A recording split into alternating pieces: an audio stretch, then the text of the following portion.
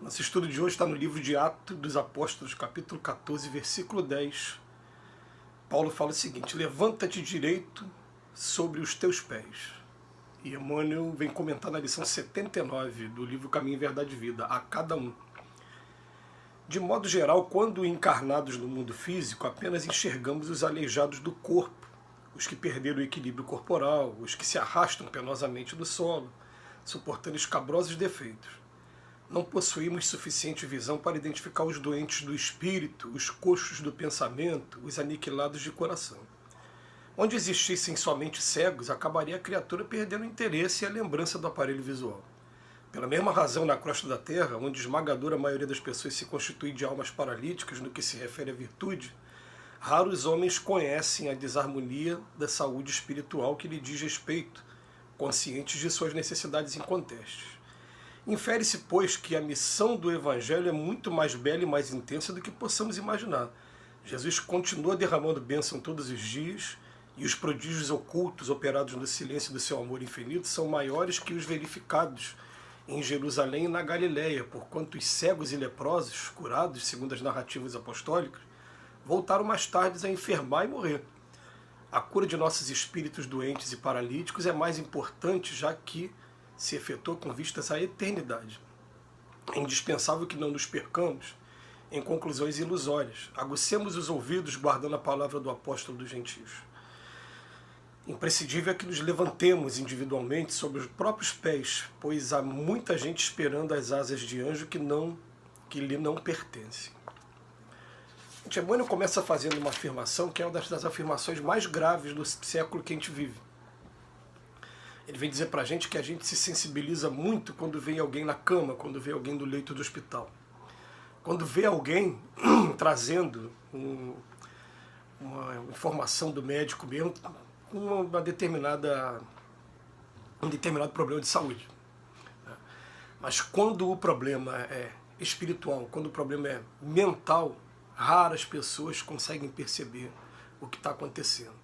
As pessoas não conseguem entender aquele que está apresentando sintomas de depressão, aquele que está apresentando sintomas de síndrome do pânico, e na grande maioria das vezes, os familiares e as pessoas mais próximas simplesmente o classificam como uma pessoa que é relaxada, que é preguiçosa, que não gosta de dar atenção às coisas que realmente importam e acreditam toda essa falha, inclusive algumas vezes até achando que a pessoa está fingindo também, né?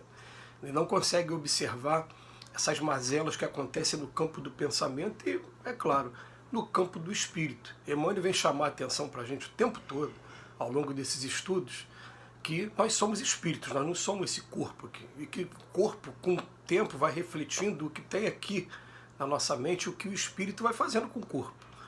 Então, as nossas rogativas, na hora de fazer as nossas preces, elas devem ser o tempo todo assim de: meu Deus, Jesus, nosso maior amigo aqui na Terra, nos ajude a que a gente consiga melhorar e observar as mazelas do espírito, e que eu possa melhorar a cada dia, porque eu melhorando a mim mesmo enquanto espírito, o meu corpo daqui a pouco vai refletir o que eu sou totalmente.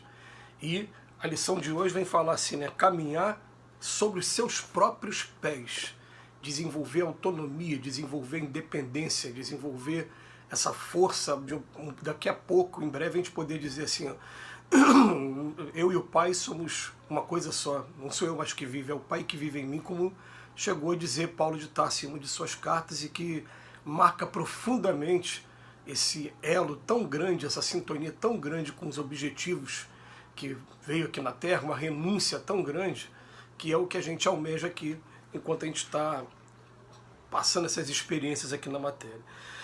Mas ele vem falar pra gente o seguinte, que a gente não possui essa visão para identificar os doentes do espírito, os coxos do pensamento e os aniquilados de coração.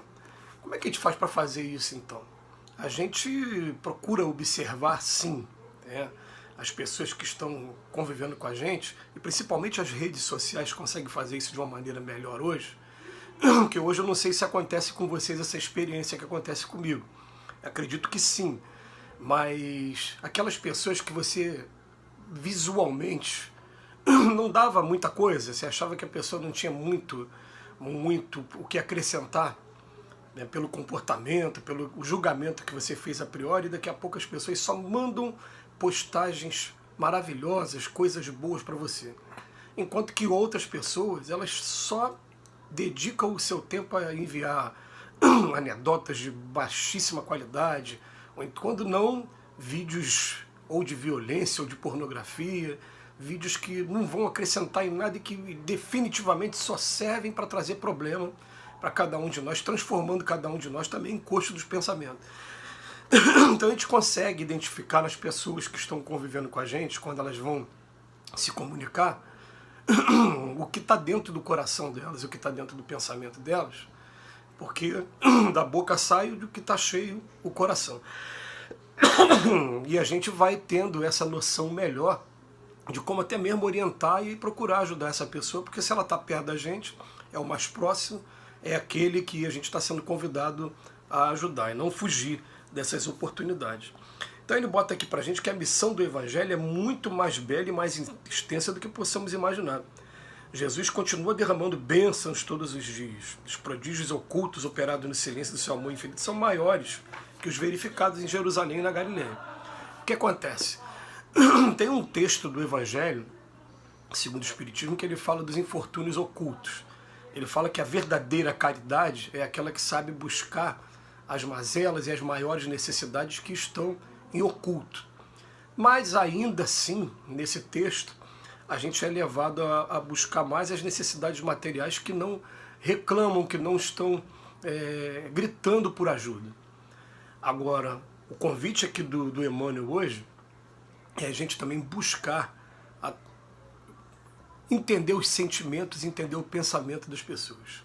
O que está por trás, o que aquela pessoa pensa. Aí isso demanda um pouquinho de tempo, sim.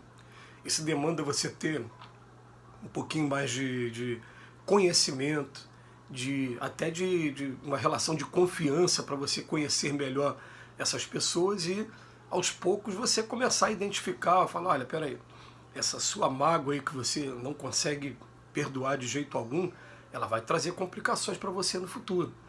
Então é melhor você começar a trabalhar isso aí agora. Essa sua capacidade de não ainda entender, não superar esse preconceito, que os preconceitos eles estão aí e quem diz que não tem, tem que começar a tomar cuidado, porque a gente sempre traz um ou outro preconceito ainda de atavismos dentro da gente. Eu consigo identificar alguns em mim que eu fico trabalhando em cima deles, mas todos temos. E a gente começar a trabalhar também esses preconceitos que a gente traz, sejam eles preconceitos sexuais, preconceitos de raça, preconceitos de nacionalidade, preconceitos de profissão, preconceito religioso, seja ele qual for. Todos temos aí alguma coisa assim. E a gente começar a trabalhar esses conceitos para que a gente também comece a observar essa missão maior do Evangelho que ele está falando aqui, porque a gente fica muito nas necessidades materiais mais imediatas. Agora foi prato cheio. Todo mundo se mobilizou para ajudar Petrópolis, né? Com essa guerra aí sendo declarada e acontecendo lá na Europa, está todo mundo também fazendo suas vibrações e alguns até saindo daqui, aqueles que têm um vínculo maior de compromisso também, espiritual, saindo daqui do continente e indo para lá para ajudar de alguma maneira. Essa necessidade material é a mais fácil da gente enxergar. Os infortúnios ocultos, como diz no Evangelho, é uma segunda etapa, já é uma coisa até mais, vamos botar um curso mais aprofundado. Agora a terceira etapa que está sendo convidada aqui hoje é a gente começar a observar essas deficiências do espírito ainda. Os doentes de espírito, os coxos de pensamento ou os aniquilados de coração. Quando fala do pensamento, está falando do pensamento, é claro, e coração está falando de sentimento. Pensamento, sentimento. E falando do lado espiritual também.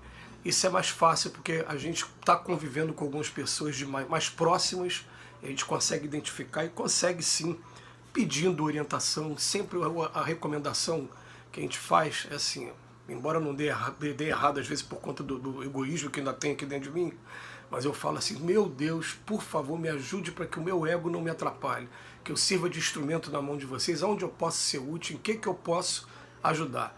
E a gente vai ajudando da maneira que tiver oportunidade.